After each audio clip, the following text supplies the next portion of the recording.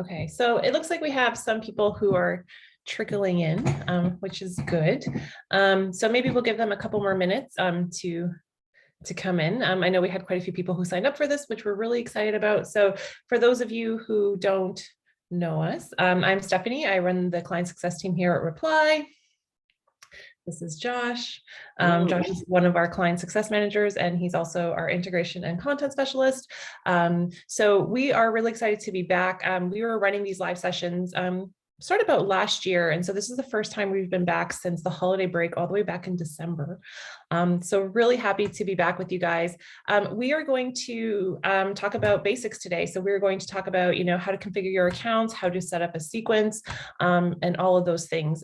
If you guys do have questions, we'll try to answer them as we go through the session today. There is a Q&A at the bottom, so you can enter your questions there, or you can just throw them on into the chat. Wherever you throw them in, we'll make sure that we get to them. Josh, anything else you want to add before we take it away? No, I think we should hop right in. And yeah, don't be afraid to ask your questions. We will find time to answer as many as we possibly can today. And let's get rolling. Awesome. Okay. So I'm going to go ahead and share my screen with you guys. Ooh, get rid of that. Ooh, what is happening here? There we go. Okay. So I am in a reply test account. So this is what Josh and I are going to be using for today's session. Sorry about the little technical glitch before that.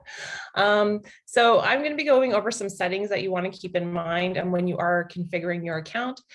So what you'll see right here, this is the sequences dashboard right here. So when you log into your reply account, this is what you're going to see.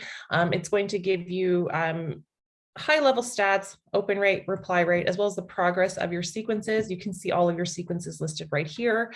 There are also a few options for your sequences that you can do right from this dashboard. So for example, if we hit the drop-down menu, we can add people, duplicate, save it as a template, archive, or delete it. Josh will get a bit more into specific sequence options as we go through. For me, like I said, I'm going to go through some account settings, some really important things that you guys should keep in mind when configuring your account. So everything in this black bar across the top of the screen, this is all account wide. So this people tab right here, this is going to be all of your contacts that you've uploaded into your reply account, regardless of the sequence that they're in. You will notice that in your sequence, you will have a specific people page for those contacts in the sequence. Reports tab, again, this is going to be a holistic view of the reporting for all of your sequences. So I'm going to hop into settings right here, and I am going to hop into email accounts. So on the email accounts page within your settings, this is where you will configure your sending addresses. So the email addresses you're going to use to send your sequences from. So for each login, you can have 2 sending addresses. Josh only has 1 right now in this test account. So I'm going to go ahead and click into Josh's email account, and this is where you're going to see your settings. So if we scroll down, under safety settings. So this is something that is really important. Each email address can send up to 400 emails per day. We are actually doing a deliverability session in 2 weeks, but just really quickly talking about deliverability. If you're using a brand new email address or an email address that hasn't been sending high volumes of emails in the past, we do recommend that you warm up your email account. So we do have a warm up feature. You'll see it right there that automates that process and also do it manually. The most important thing is, like I said, if you have a new email address or an email address that hasn't been sending high volumes, that you start at a low daily max. For example, start at 4 to 50 emails per day and run your campaigns up for a week at 40 to 50 emails. This really mimics a natural sending pattern.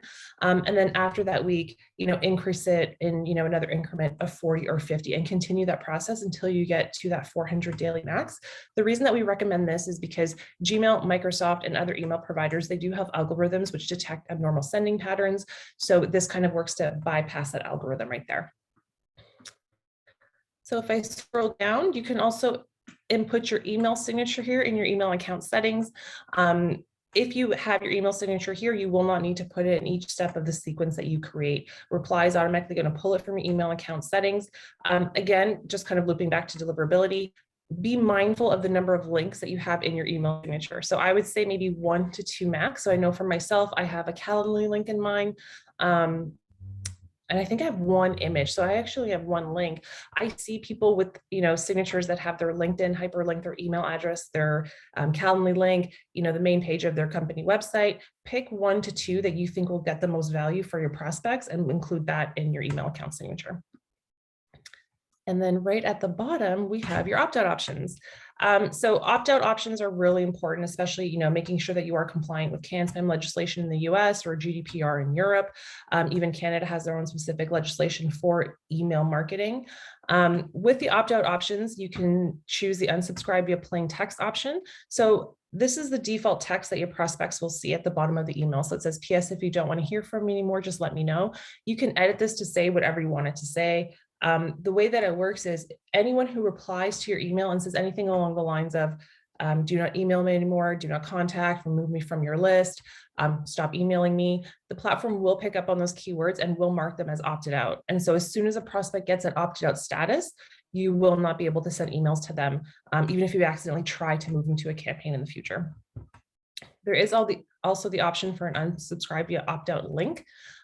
It's exactly the way that it sounds. So your prospects will see a link, they click it, they're opted out. So while this may seem easier for the prospect, I'm a big fan of the opt-out via plain text option, just because the whole point of the platform is to make your emails appear warm and personal. You want your prospects to think that you sat there and you typed this lovely email just for them. And then they scroll down, they see an opt-out link, they think, oh, it's a mailing list. So it kind of takes away from all that hard work you've put into that personalization piece. But at the end of the day, it's up to you. Either way, with opt-out, within reply, you are compliant with CAN-SPAM and GDPR. So whichever one you choose, you will be covered there. So those are the settings that I wanted to cover just in terms of configuration. Again, daily limits, slowly increasing those numbers. Be mindful of the amount of links you have in your email signature and your opt-out options right there.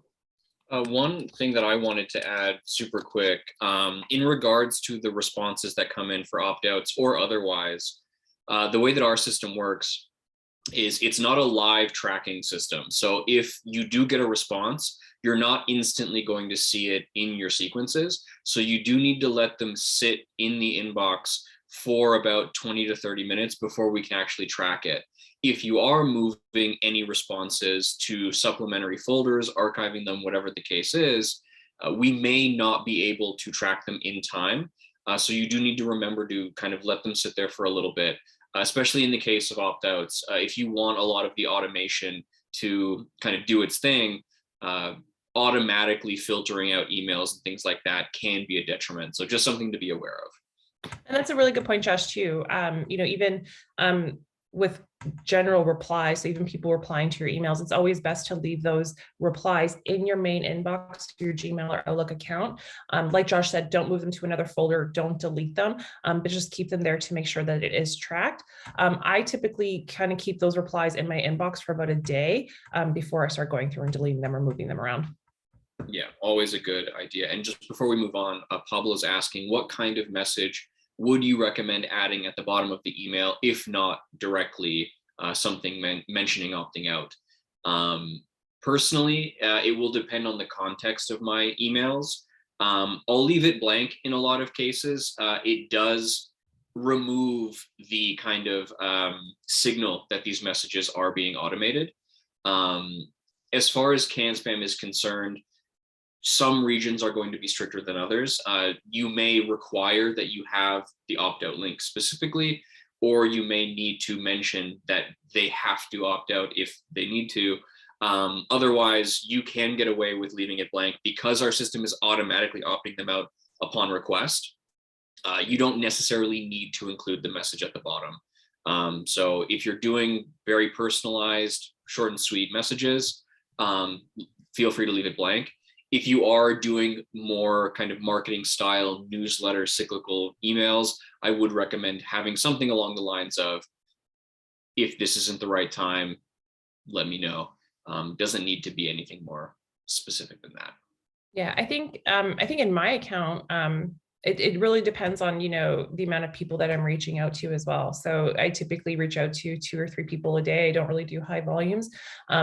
And I'm also reaching out to our current customer base. So it's more of a warm type of outreach. So in that situation, I have it blank for the people that I am reaching out to. And, even with our current customers, I've still received emails from people saying, please don't email me anymore. So even though the text is not there, the opt-out still does work. Absolutely. And the text itself does not add or detract from deliverability scores. It's purely there to let other people know that they can opt out. So you don't need to really worry about whether or not your emails are going to land in inboxes. The part of the opt-out function that does decrease deliverability is actually the opt-out link. As Stephanie mentioned, the more you lean on HTML-based factors, tracking, images, whatever the case is, it's a very small percentage, but it does add up the more items you kind of employ. So sorry about that little sidetrack there. We tend to do that, Josh. Yeah, we do. Do you want me to go into sequence creation now? Yeah, go for it. Okay, beautiful. There we go. You can see my screen? Yes, we can. All right, beautiful. So when you are in your accounts, you probably noticed that red plus button while we were on the email accounts page. That is going to be your contextual add new. So whatever page that you're on, whether it be sequences, people, templates, click on that. You will begin the creation of whatever object type that is. I have a few example sequences. These do go by kind of best practices, so we can take a look at those a little bit later. But I'll walk through the actual sequence creation process. And if there are any specific questions along the way, feel free to chime in. When you do hit that button, you will be prompted with two different options. From template is going to give you a list of reply curated options. These abide by best practices according to a number of different use cases. They obviously need heavy editing, but if you are struggling with how to structure your sequences or what type of content to disperse, this is a pretty good place to start. You can also save any of your existing sequences as templates as well. And then all of these settings and copy will be transferred over, minus the people, if you have any existing sequences going out already. So let's just grab one as an example. All right, something went wrong. Let's click on this one. Something went wrong. This account was deleted, which may be the issue we're running into here. Hopefully that does not happen if I try to go from scratch. Beautiful. Hey! Thank goodness. All right. Sorry, guys, we're a bit rusty today, as you can tell. It has been 6 months. It does look like there's actually a larger issue going on. So let me stop sharing my screen and hop into one of my other accounts. Bear with me for one moment here. Sorry about that, guys. How's your day going? My day is great. It's lovely. My day's going awful right now. I guess that's what happens when we try to pull up a deleted account thinking we could use it. Yeah, it is what it is. Okay, let's share the screen. There we go. Let's hop here, scratch. There we go. So you will be prompted with a number of different step types. For today's session, we're primarily going to be focused on the emails. We will have more dedicated calls for all these supplementary step types, best practices in regards to where and when to utilize these. But kind of the very brief summary is all of these other step types, unless you are using one of our additional paid features, they simply act as reminders or sticky notes to perform functions outside of the regular reply chain. They are not going to do anything on their own other than remind you to do something. For emails in particular, we do have both automatic and manual. Manual, I would recommend only using in very specific circumstances because it does kind of undermine the value of systems like reply. but automatic is going to help you out quite a bit. As you begin to type out your content, you will notice two buttons in the corner here. The eyeball will show you a live preview of whatever content that you've included. And if you import one of your templates here, let's go value proposition, you'll even be able to see it automatically fill in different variables based on the information that your contacts have in their profiles.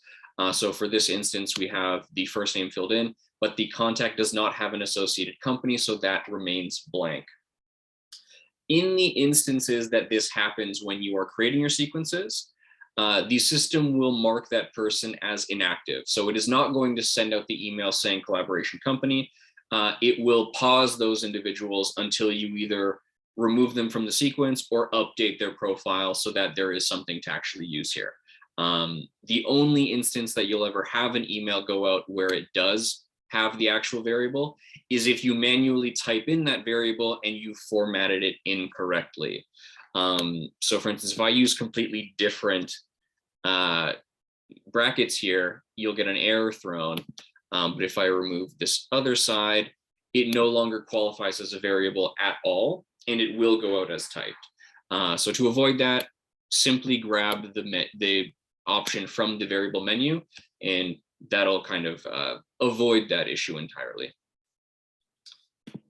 You can also click on this progress bar here, and this is going to be a live comparison to our top performing sequences on the platform.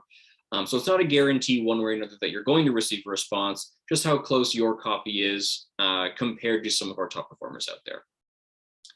And it does go in order of importance. So subject length, word count, and question count are going to be the most kind of ubiquitous metrics we have across all use cases. So I would recommend trying to get these as close to our bubbles here as possible, whereas reading level, positivity, and spam word count are much more supplemental in their nature. They're not going to be the main reason why someone does or does not respond to you. And to be quite frank, unless you're sitting down with a dictionary or a thesaurus, it's going to be quite difficult to nail reading level and positivity 100% of the time. So I wouldn't worry too much about it. As long as you would personally respond to the messages that you're sending out and you believe that your audience would do so in kind, you're probably on the right track. Specifically for spam words, you'll notice when I hover over it, spam word that was connected, that was detected here is call. Because this is comparative in nature, a lot of the terminology is going to be consistent across both high performers and low performers. Call is something that almost every use case is going to want to use. It's the most common call to action there is, so it has been picked up. These are not words that are going to get you into spam, but words that are commonly perceived as spam by the reader. So my best advice here would be to avoid overusing kind of common sales words, free, discount, sale, things like that. You don't want to sound too markety. You want to try to be as conversational as possible. Yeah, and one thing to note, just in relation to the spam word count, you will notice that, if you have, 8 words that are considered spam, like that toggle will show as red. I always recommend that when you kind of get to that yellow or red zone, maybe go back into your email and consider swapping out a few of the words that may be listed as potential spam words. Yes. Before I move on here, we've got a couple of questions. How advisable is it to add variables to the subject lines? I think it's quite advisable as long as you're using a relevant data point. Company is a great one. First name is a great one.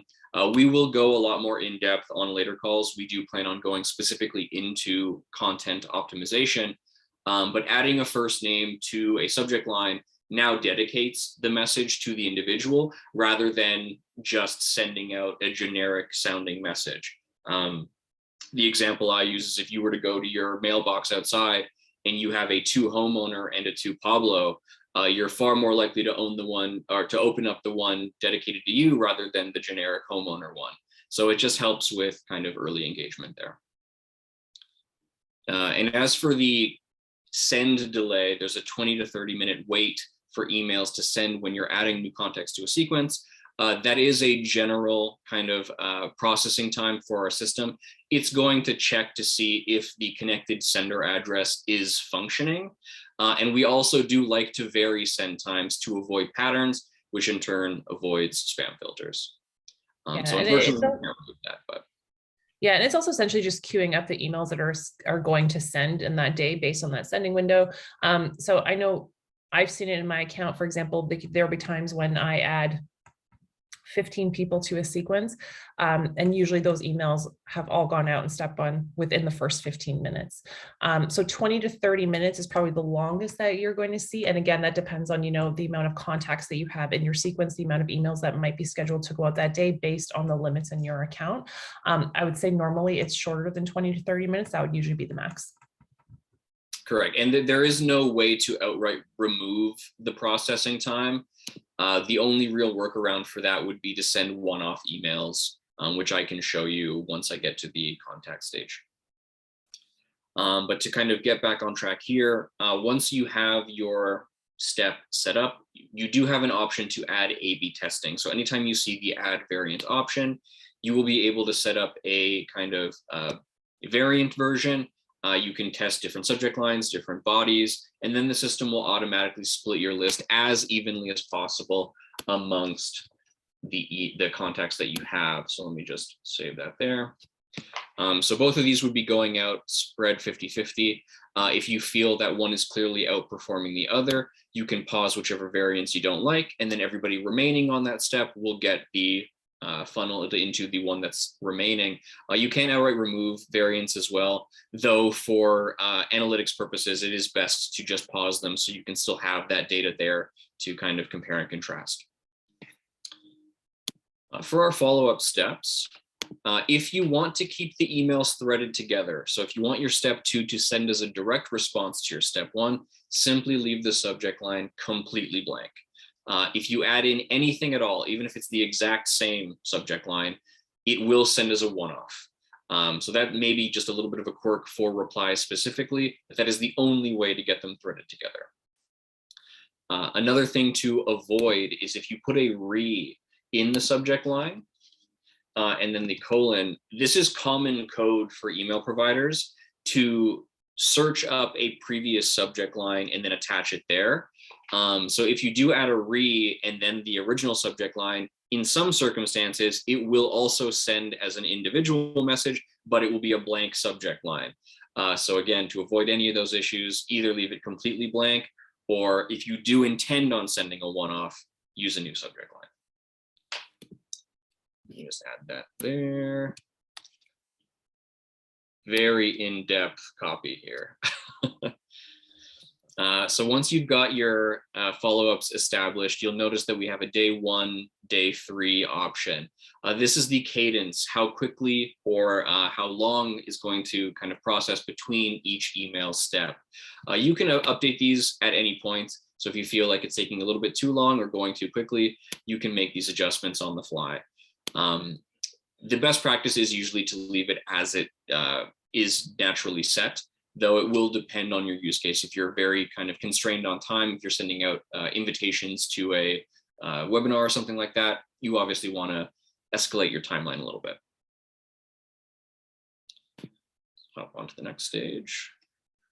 You'll then be brought to your general settings. This is where you can attach your email addresses. In the event that you have more than one sender address attached, you will be given the option to add both of those email addresses to the same sequence. And then your sequence limit in the general settings can be adjusted accordingly. So instead of having 400 as the maximum, I can increase this to 800 to accommodate both of the different sender addresses. You will also want to change both the max number of emails per day and the max daily prospects throttling to the overall limit that you desire. It can be a little bit confusing, but the main difference is that max daily prospects throttling affects all step types, including emails. So that's emails, calls, LinkedIn, SMS, all those different things. Whereas max number of emails per day only affects the emails. So functionally, if you lower this number, it will limit the number of emails per day you can send out. So rule of thumb, just keep them both whatever you want your max to be.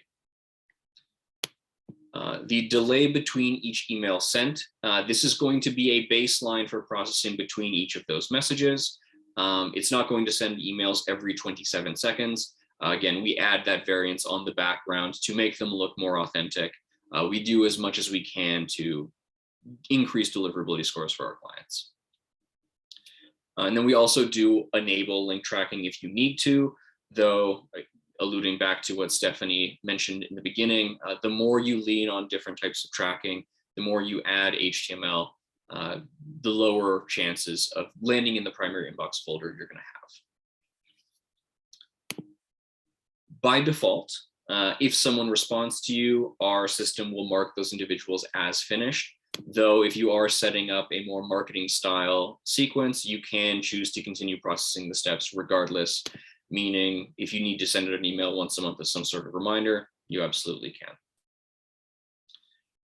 And then again, calls and task handling. This is something that we're going to go more in depth later on.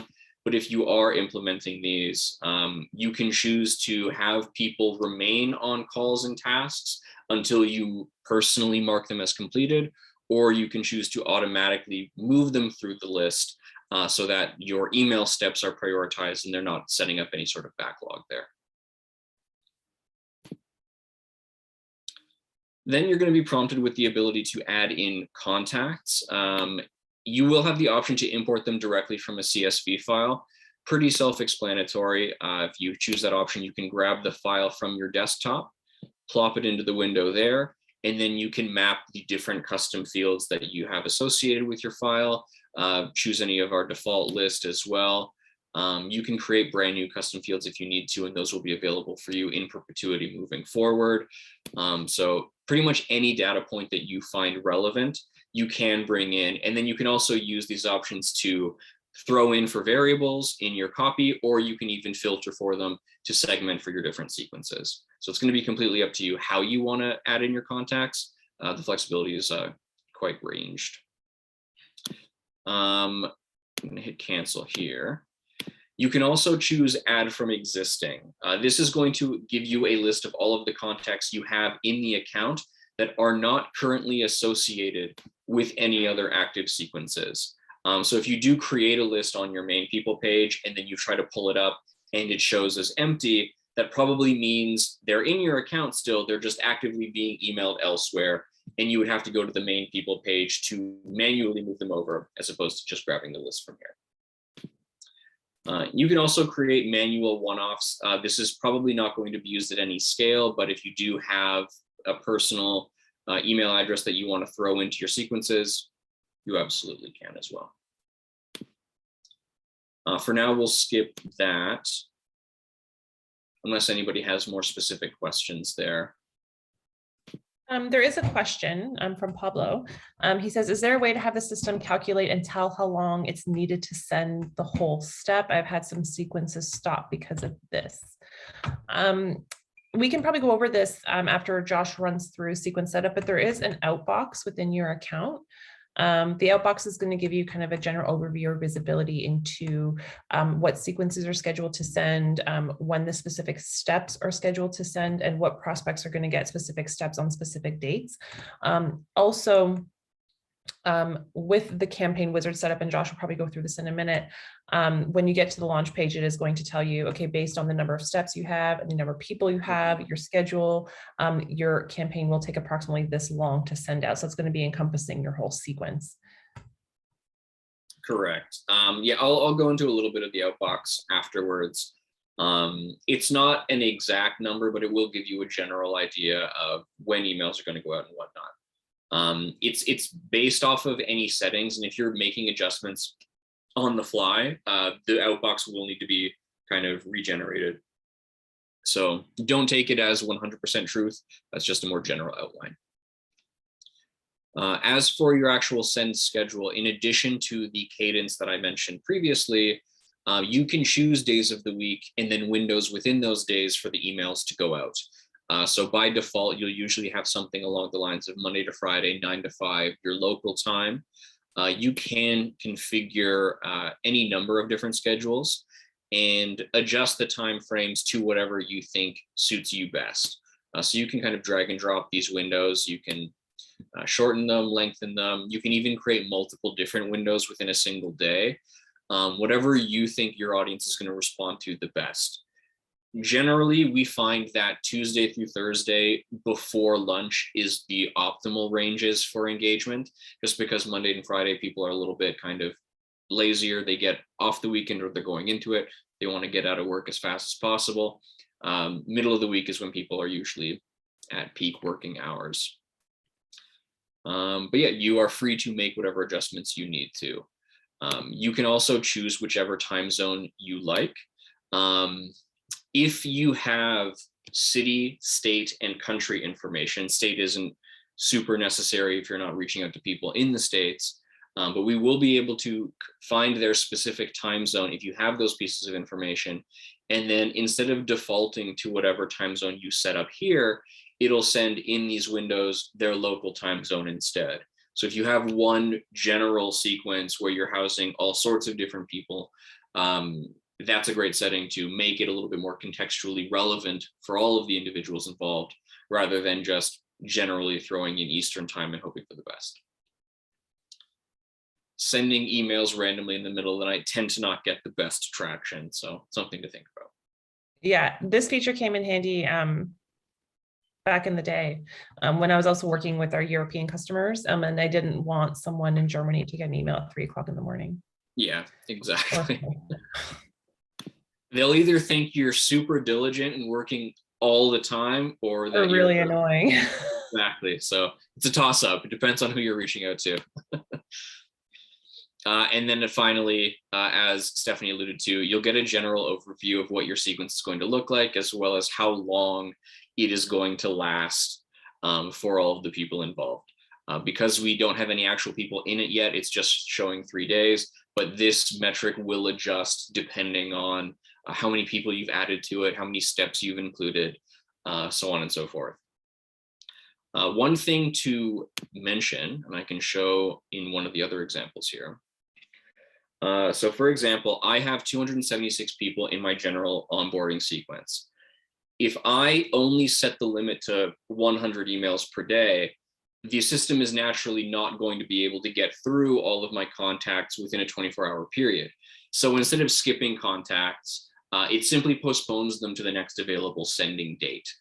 So it will automatically create a little bit of a backlog for you. It will always get through all of the steps. But the more people you do add to a sequence, you do run the risk of extending the timeline or the lifeline of that particular sequence.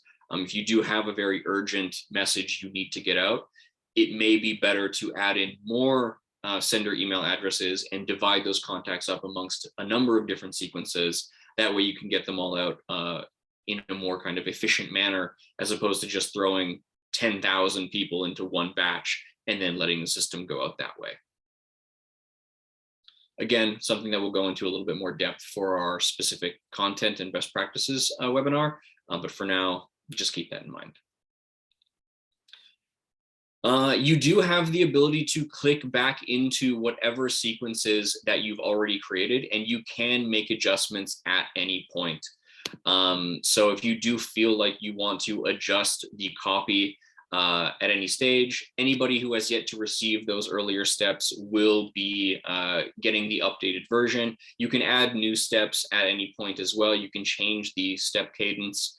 The entire idea is to iterate and improve based on the interactions that you see incoming, rather than just thinking it's all set in stone and letting it go as is. You can also click into your people page and you'll get a good understanding of how people are engaging with your content. You'll be able to click on any of these different options here, and it will automatically bring up the people that have opened, viewed, or replied the most. Views is a very actionable item. It's the individual number of times they've actually looked at and come back to your overall thread. So general rule of thumb, if someone has opened your emails or viewed your emails 3 more times than you've sent, that's a pretty good indicator that there's something that they're interested in. So for example, if I only send 1 email out and they've viewed it 3 times, I may want to send a more personalized message to those individuals that kind of follows up in a more personal manner. That'll maybe drive them to get on that call that I'm pushing for. And to that point, if we go to settings, this is one of our newer features here. We do have the ability to add in triggers. So this is essentially mini automations from within your account. If anybody is familiar with Zapier, it's modeled off of that kind of process. You'll be able to choose a trigger point, so essentially an event. We'll use inbox category set here. If someone responds to me positively, so we'll do inbox category equals interested, then we can move them to a more dedicated follow-up that maybe has a lot more of my contact information there, where it's going to be easier for them to book a call with me. Likewise, I can set it for not interested, and I can maybe send an apology letter if they've opted out, saying, I'm sorry for bothering you. If you ever do find the time, here's my info. The possibilities are essentially endless here. Whatever use case that you are currently kind of undertaking, there are a multitude of options that you can kind of dig into here. And we are going to be expanding some of the options as well. So if you don't have the exact item that you're looking for here, feel free to reach out to our live chat and recommend some triggers. They will most likely be relevant for everybody. So we're always looking for that kind of feedback. Yeah, and for example, I mean, I'm a really big fan of, Josh, can you pull up the dropdown? Yep. Contact reply to a sequence email. I really like that one because then in the conditions, you can set it to, you know, maybe a certain amount of views. So you can set it to, you know, maybe they viewed it 10 times, and then the action can be moved to a new sequence, which can be kind of be that re-nurturing sequence. And, you know, you can just kind of get a bit more traction that way.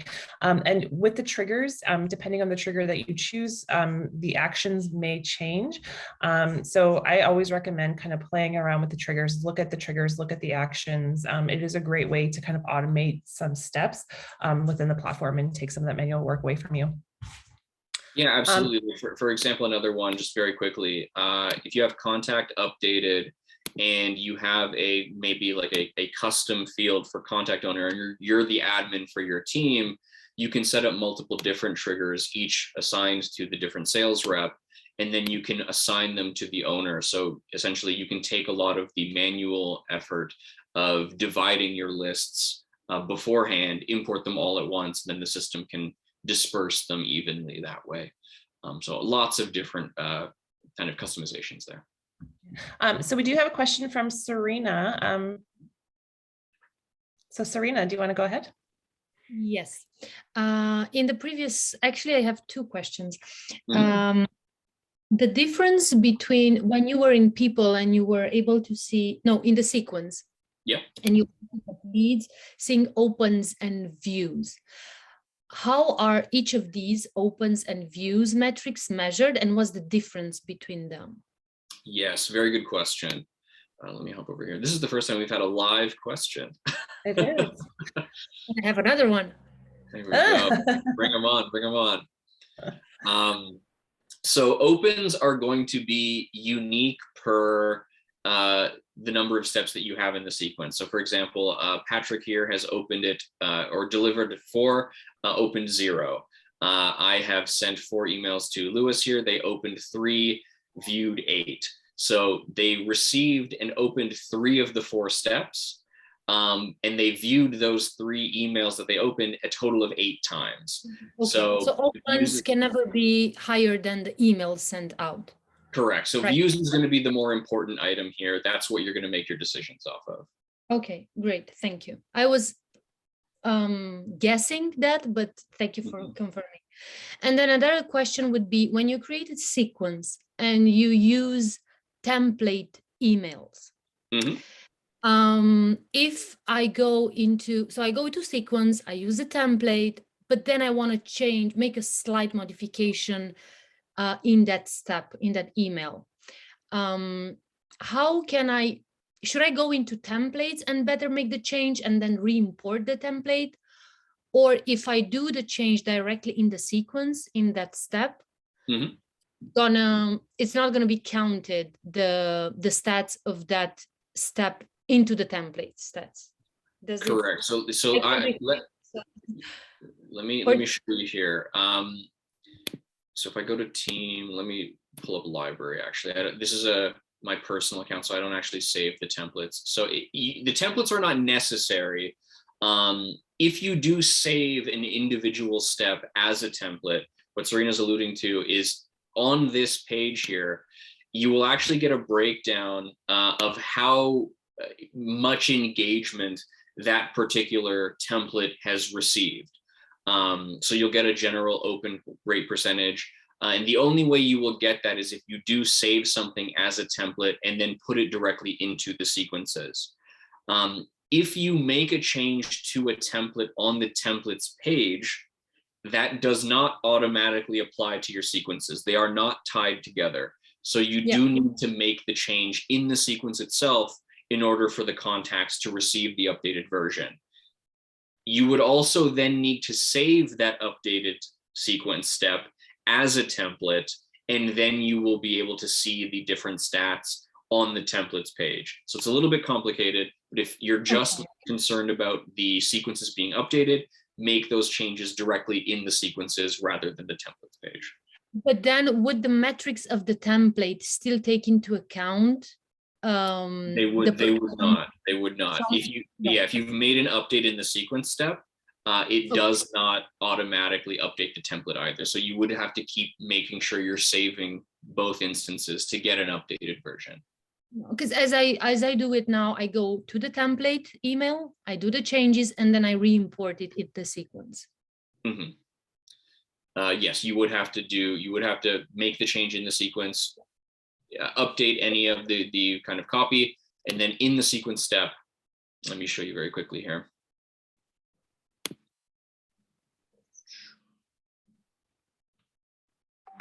I think I got it. Thank you so much. No problem. Just for anybody else that's interested, super quickly,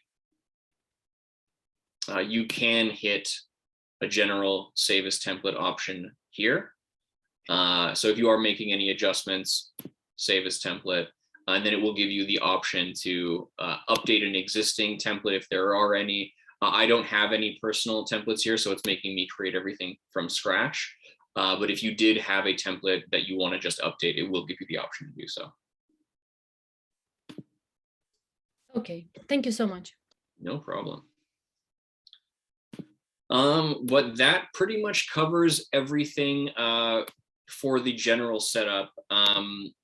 Again, we will go into more specifics for other options down the line, specifically triggers, multi-channel, and kind of copy and best practices. I think the last thing that I'll leave you guys with today, unless there are any more specific questions, when you're in your sequences, if you want to make custom updates on the individual level, the preview tab within your sequences does allow you to do so. So if I wanted Cameron here to get a very specific message, I can make a change here. So maybe instead of hi, hey, I'll say hi. I can make that adjustment. And then Cameron is going to be the only individual that gets this updated version as denoted by the little arrow here. And then everyone else is going to get whatever defaults to the steps. And in the case of A/B testing, if I do have multiple variants, the individual is guaranteed to get the version that I customized. So you don't have to worry about all of your hard work kind of going to waste. We do have a question from Pablo. Pablo is kind of referring back to Josh, when you were talking about not repeating the exact same subject line in step 2, and just kind of wants to know a bit more about that, like why you recommended not doing that. Good question. Generally, if you're thinking about cold email sequences in particular, think of it from the recipient's perspective. Someone you have never heard of before is now emailing you. Would you rather have 10 individual messages from this stranger or one thread that you can kind of refer back to? In most cases, it's probably just the one thread because it's respecting your space. And it's a lot easier to kind of understand the content. Whereas if I'm getting a bunch of one-offs, it just looks more spammy, and I'm more inclined to delete on site or mark the user or the sender as spam in general. So for most cold cases, that's probably the best way to go about it. But again, if you do specifically want to address different topics in every single message that you're sending, one-offs are okay, though I would recommend maybe setting the cadence and the step delay to longer than is traditionally kind of expected. Yeah, and we can talk about this more when we talk about content best practices. But I know for me, creating a more thread style sequence, like Josh was saying, it's a lot easier for your prospects. So if they get that first email from you and 3-4 days later, they get a second email from you, they can just scroll down and go, oh, okay, that's the email they're referring to, or that's the information that they sent to me previously. But also it allows you to build a sequence in a way where you can build upon what you put in a previous email in terms of content. So you won't have to repeat any information. You can just build upon it. And so maybe the information that you're putting in that third email, which is a thread, is going to be that kind of line that grabs your prospect's attention. But again, we can talk about more about that when we talk about content best practices, because we could be here all day. But yes, when you're creating a thread, Pablo, keep the subject line blank for the follow-ups. You can set it up in a way where maybe if you're looking at Josh's screen right now, step 1, step 2, step 3 are threaded, but then maybe step 4, you create a new subject line. So you're essentially creating a new thread from there. So there are different ways to do it. Definitely. Correct. Yeah, we've got this is a little bit outdated, obviously. During the best practices call, I will be able to show a more kind of relevant example, but ideally you have around 5 steps, and the first 3 are threaded together where the last 2 are one-offs. That way you're kind of diversifying your different types of outreach. And if the first one does, for whatever reason, land in the kind of opt-outs, your spam folder, whatever it is, your next ones may have a better opportunity. Maybe you've got a little bit more traction after you sent those initial threads out, and now your domain's a little bit better. You can get into the primary inbox moving forward. So there are varying reasons to kind of mix and match, though in most general cold cases, you want to keep them threaded for the most part. We have another question. How can you edit a bounce profile and use it again rather than deleting the profile and adding it again? So if you're specifically talking about, maybe a prospect in a campaign that is bounced, if you're looking at Josh's screen right now, so if you click on one of these contacts right here, you can actually edit the email address in the prospect field. And then once it's saved, you should see a pop-up asking if you'd like to resend that email to that new email address. So that's probably the quickest way to make the edit instead of deleting and re-uploading that contact. All these examples right here are blacklisted, so maybe not the best examples right here. But yeah, so you can definitely resend that email like Josh is showing you right now. Just update the email address on file, remove that bounce status, and you have the option to resend that email. Correct. What I've done is I've blacklisted all of the contacts that have bounced because I don't have the updated information for the way that this particular sequence was operating. In those instances, I'm just going to blacklist them so that I'm not continuously sending emails out to any of these bad contacts. I'll usually actually remove bounces from my account entirely. And the reason for blacklisting is if I do end up adding them again at a later date, the blacklist will be saved. So I'm not going to accidentally send them another email later on. Do we have any more questions here? We do not. Well, I mean, I guess we could probably wrap it up and give you guys back 10 minutes of your day. I know I'm watching my dog right now. He's getting a bit eager to go for his second walk of the day. So this session is being recorded, and we are going to send out a recording to all of our attendees. So if you missed a few minutes, we'll definitely send it out to you guys. If you guys have any questions, Josh and I are always around, but you can also reach out to our support team via live chat. It's just that little green icon in the corner. They are real people. They're not bots. They should take a couple of minutes to get back to you. So yeah, if you guys don't have any more questions, thanks for joining us. And Josh and I will be back in a couple of weeks I think, Josh, we're talking about content in a couple of weeks. I do believe the next one is it's either content or it's warm up / deliverability. I'm not sure what the schedule looks like, but one of those two, both very important. Okay, perfect. And we just have one more question. How can we reach you guys? So like I said, you can always reach out to our support team via live chat. I will be sending out the video recording of this session. I'll probably include Josh on that email. So if you guys have any questions as well, you can reach out to us via email. Absolutely. Yeah, always lovely to have you guys. Thank you for the questions. And we hope to see you again in the future. Bye, guys. All right, you guys. Bye.